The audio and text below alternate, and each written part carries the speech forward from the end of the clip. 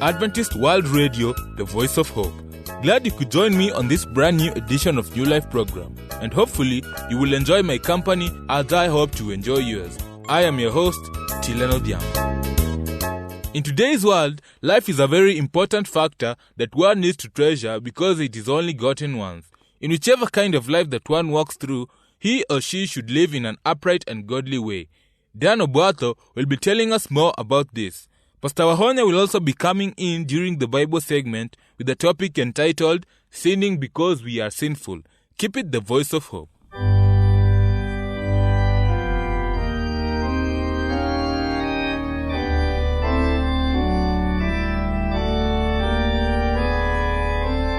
Come ye disconsolate,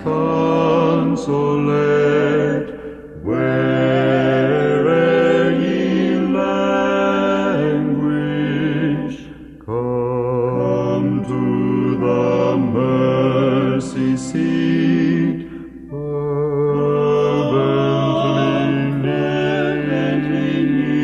kneel.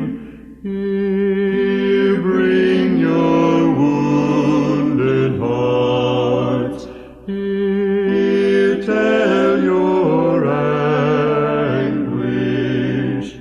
Earth has no sorrow that heaven cannot heal.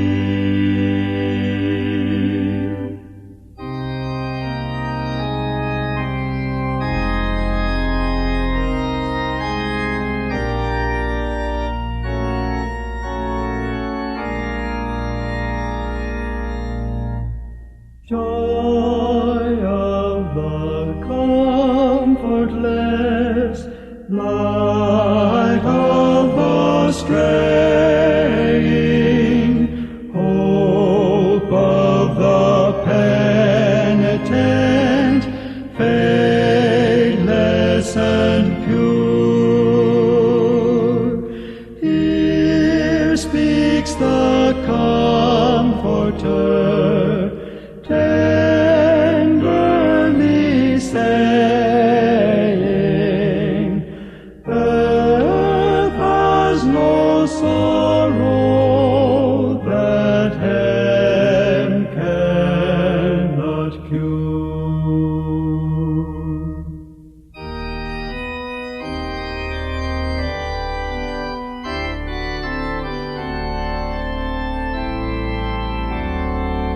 Here see the bread of life, see waters flowing forth from the throne of God, pure from above. Come to the feast of love, come ever knowing, earth has no sorrow, but heaven can remove. Life is very precious and therefore one should treasure it because one can only live once. Let us now listen to Dan Obuatho as he shares with us on the topic, life. Enjoy.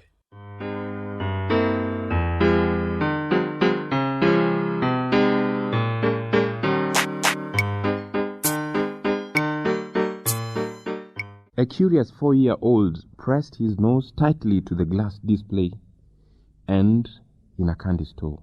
His mother was in a rush and spoke impatiently to him. She said, "Danny, hurry up and make up your mind. Spend your money and get it over with." "But Mama," he replied, "I have only 1 penny to spend." Then the mom answered and said, "Danny, we had only 1 penny to spend, and that penny we decided to give it to you. Now, Danny had only 1 penny to spend, just as you and I have only 1 life to live, and we should consider carefully how we intend to spend it. Most people feel that they have the right to live just as they please. But God didn't design life that way. All life is regulated by a set of rules built in by the Master, who is the designer. When Adam and Eve came from the hand of our Creator, they were perfect physically, mentally, socially, and spiritually in harmony with the laws of God. But sin disrupted this harmony, and our physical bodies have suffered the penalty, disease, and death. Our mental faculties have also suffered very, very much, for our minds have become filled with evil. Our social relationships have deteriorated until divorce, crime, and hate seem to rule. Adam and Eve's natural desire to serve the Creator is now gone completely. Self-serving supplants God-serving, and thus our spiritual nature has changed as well. But there is a common sense route back to a better and happier and a fuller and more abundant life, and it's available right now if you'll fully use your physical, mental, social, and spiritual capabilities well. Since we have a four-part being: body, emotions, mind, and spirit, the only way to approach a satisfying marriage is to develop oneself to the utmost potential in each of these areas. An ancient parable illustrates the point of how important each part is to the whole being. About 500 years before Christ's time, the people of Rome rioted against the governing nobility. They cried, "You great men have the titles, all we have is the toiling. You nobles have all the honors and wealth and security, but we common people suffer the consequences. We are paying the bill by our blood, sweat, and tears. We are sick and tired of being slaves to Rome's rulers." So crowding the streets, the mob moved toward a strategic part of the city, bringing the capital to such a state that the senators and great men of the Rome fled for their lives. However, a famous hero of the people, General Manius Agrippa, was sent among the crowd to quiet them, and he captured the attention of the rioters with a parable that Livy, the Roman historian, preserved for us. The various parts of the body planned a conspiracy against the stomach. They agreed that the hands would not place any food in the mouth. The mouth would not take any food offered to it, and the teeth would refuse to chew any food that went into the mouth. Thus, they plotted their revenge against the stomach, which they planned to starve. But they soon discovered that their plot was destroying the whole body. So they found that the stomach was, after all, working in a very important way. It actually was nourishing them in return for the food, so that the blood produced might convey nourishment to all the body. The people caught the meaning of the parable and realized how necessary each was a piece of the entire nation. Likewise, the body, emotions, mind, and spirit are inseparably bound together. Whenever a breakdown occurs in one area, it affects the others. When you smash your finger in the car door, what effect does it have on your mental state? When you receive a phone call at 2 a.m. saying that a close relative has suffered a severe heart attack and has been taken to the hospital, how does your body react? When you knowingly lie to your best friend to cover up something you are ashamed of and then lose your temper in defending yourself, how do you relate to God? How does your body react to this? An important relationship exists between mental health and physical well-being. The brain, though it is the most important organ of the body, is only one of many. But when other organs are injured or become diseased, the brain suffers too. Likewise, when one's mental health is good, the other organs of the body will definitely benefit as well.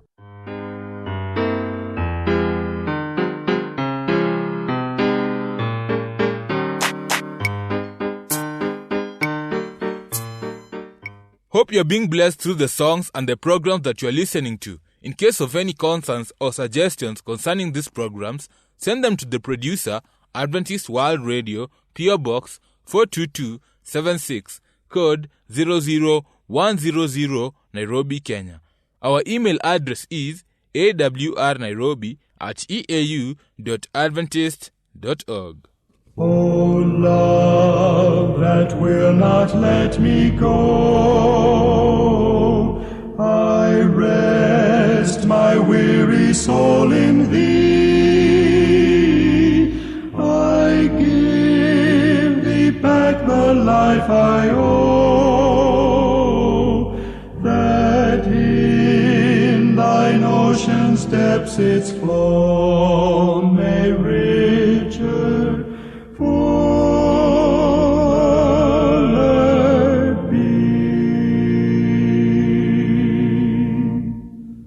O light that followest all my way, I yield my flickering torch to thee. My heart restores its borrowed ray, that in thy sunshine's blaze its day may brighter, fairer be. O joy that seekest me through pain, I cannot close my heart to thee.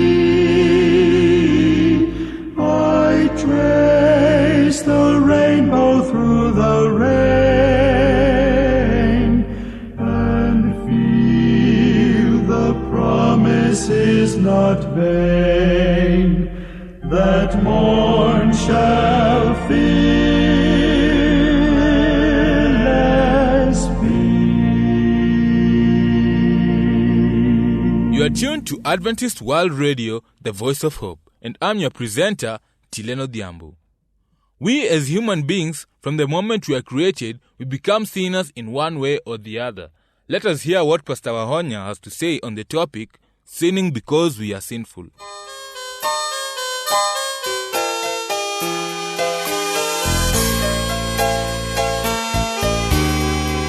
Dear listener, today let us look at the topic of sinning because we are sinful. A group of students were assigned a corpse to study for their medical course. They gathered together in the room where the corpse lay and discussed the problem before them. "He looks awfully pale," said the first student, "and he just lies there doing nothing," added the second. "I am quite sure he's not getting enough exercise to stay healthy," observed the third. "I think our first objective should be to get him up and around to help get his circulation going," concluded the fourth. So they began trying to convince the corpse to start moving about, but the corpse just stayed on the table, cold and quiet, no matter what they said or did. Now, dear friend, this is a parable. But using this somewhat gruesome analogy, we can correctly state that a corpse lies on the table because he is dead. He is not dead because he lies on the table. Likewise, for us human beings, we sin because we are sinful. We are not sinful because we sin. Dear listener, spiritually, we are all born dead. Paul says in Ephesians 2 verse 1 that we are dead in trespasses and sins.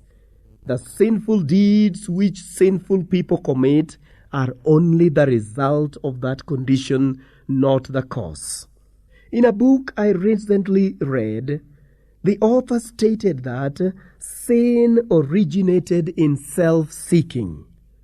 Think about that for a minute, dear friend. Lucifer had been honored above all the angels of heaven. He was the highest of all created beings.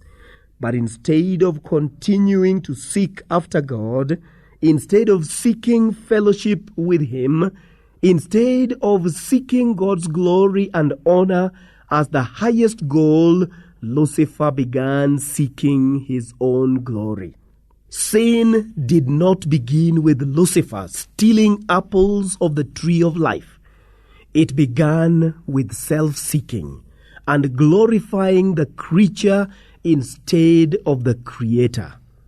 Dear listener, it is a law of the universe that it is impossible to seek God's glory and our own glory at the same time.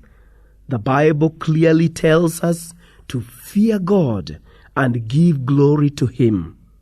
The work of the gospel, dear friend, has no room for the glory of man. Justification by faith, says one author, is the work of God in laying the glory of man in the dust and doing for man that which is not in his power to do for himself. Worshipping ourselves instead of God is the cause of all the sins that follow. A strong-willed person may be able to control his behavior, but not even the strongest person can change his sinful condition. It is therefore impossible for us, dear listener, of ourselves to escape from the pit of sin in which we are sunken. Our hearts are evil, and we cannot change them. Any external change that we accomplish apart from Christ only results in our own glory coming to the top and the glory of God going to the dust. And you know what happens, dear friend? We end up further than ever from the life in Christ that is offered through relationship and fellowship with Him. Yes, a corpse can be washed and groomed and dressed in the finest clothes. It may not be guilty of doing even one wrong thing. It can even be taken to church, but it is still a corpse. Therefore, dear friend, only new life from within, given by God, can bring about the change from death to life, from sin to righteousness. That new life is received through a relationship with Christ. The Bible tells us in Romans 8 verse 2 that the law of the Spirit of life in Christ Jesus has made me free from the law of sin and death. Why don't you, dear friend, give your life to Christ now and experience this change?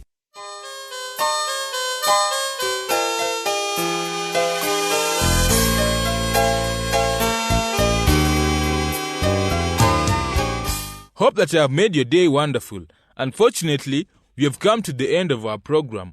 Feel free to send us your views, comments, and suggestions about this program by writing to the producer, Adventist World Radio, PO Box 42276, code 00100, Nairobi, Kenya.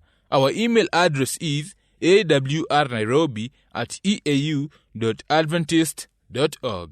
I have been your host, Tileno Diambo. Be blessed.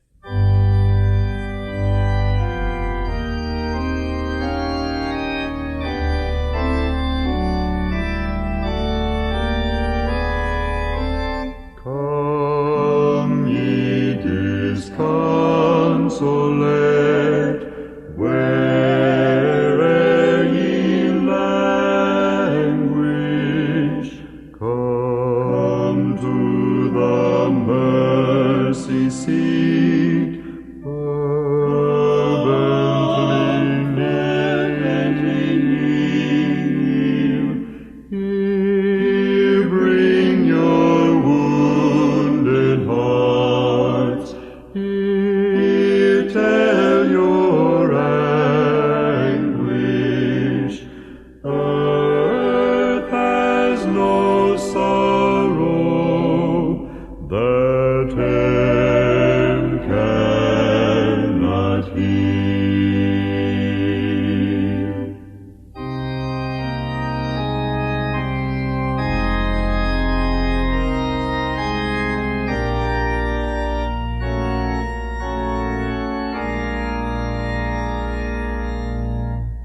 Joy of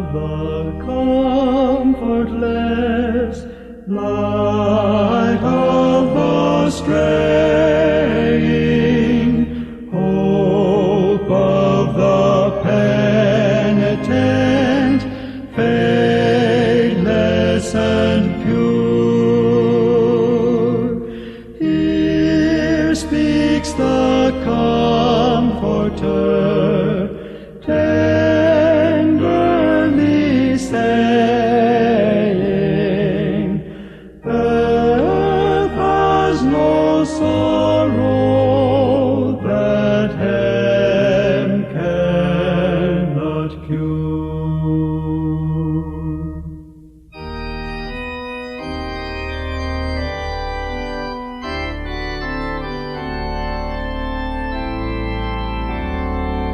Here see the bread of life, see waters flowing forth from the throne of God, pure from above. Come to the feast of love, come ever knowing, earth has no sorrow, but heaven can remove.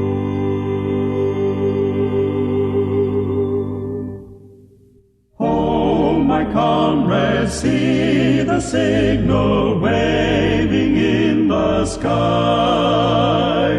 Reinforcements now appearing, victory is nigh.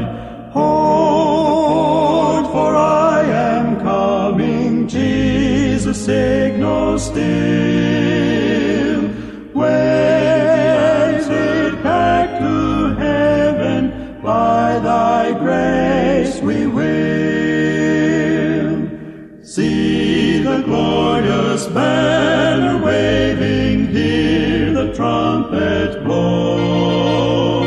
In our leader's name we'll triumph over every foe. Hold the fort, for I am coming, Jesus signals still. Wave the answer back to heaven. By thy grace we will.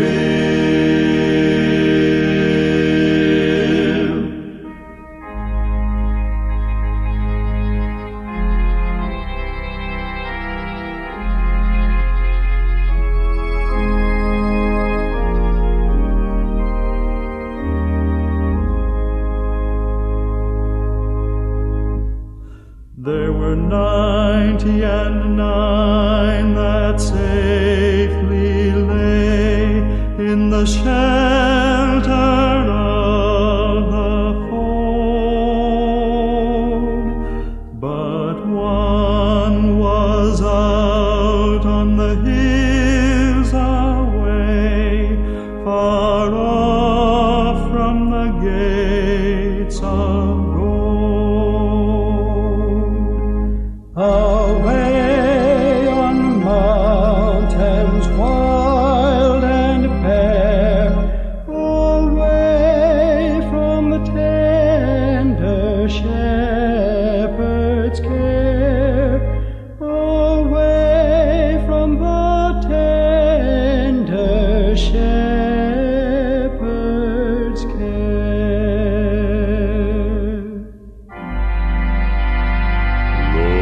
Thou hast here thy 99, are they not enough for thee?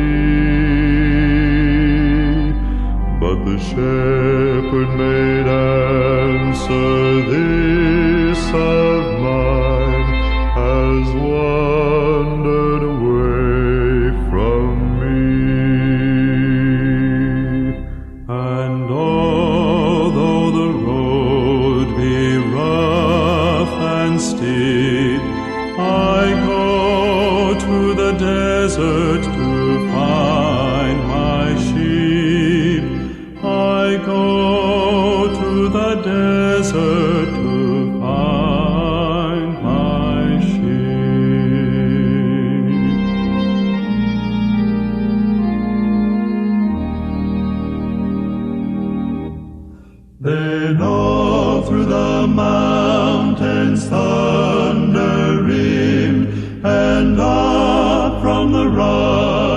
steep, there arose a glad cry to the gate of heaven, rejoice, I have found my sheep. And the angels echoed around the throne, rejoice, for the Lord brings back his own.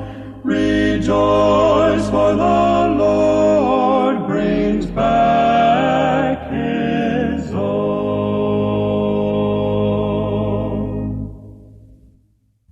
I am tired and weary, but I must toil on till the Lord comes to call me away, away, where the morning is bright and the Lamb is the light, and the night is as fair as the day, the day.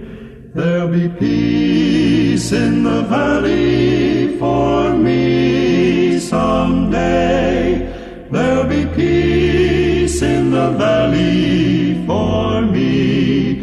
I pray no more sorrow and sadness or trouble will be.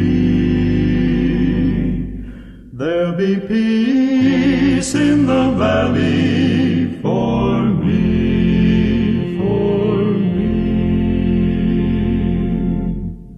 There the bear will be gentle, the wolf will be tame, and the lion will lay down by the lamb. The horse from the wild will be led by a child. I'll be changed from the creature I am, I am. There'll be peace in the valley for me someday. There'll be peace in the valley for me. I pray no more sorrow and sadness or trouble will be. There'll be peace in the valley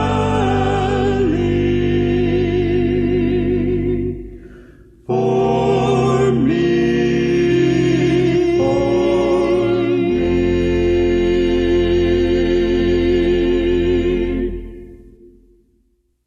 Behold, I show you a mystery. A mystery. We shall not all sleep. Not all sleep. But we shall all be changed. In a moment, in a moment, in the twinkling of an eye. In a moment, in a moment, in the twinkling of an eye. At the last trump, for the trumpet shall sound, and the dead shall be raised incorruptible.